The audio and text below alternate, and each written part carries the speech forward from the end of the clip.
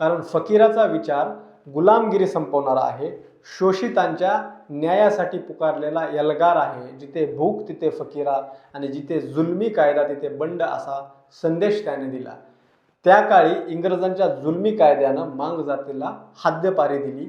मांग जातीला दिवसातून 3 वेळा हजेरी लावून अतोनात शोषण केलं, छळ केला, मांगांना गावातून पळवून लावलं। लाखो मांग आपली मांग नावाची ओळख पुसून भटके बनले, वाट दिसेल तिकडे पळून गेले।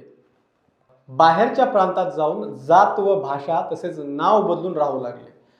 इंग्रजांनी मांग जातीला शिकू दिले नाही। गुन्हेगार जमातीचा शिक्का भाळी मारून हजारो मांगांना वनवास दिला। मांग हा लायक असू शकत नाही असा नियम झाला।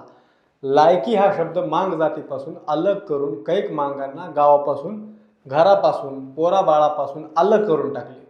मांग जातीतील झुंजार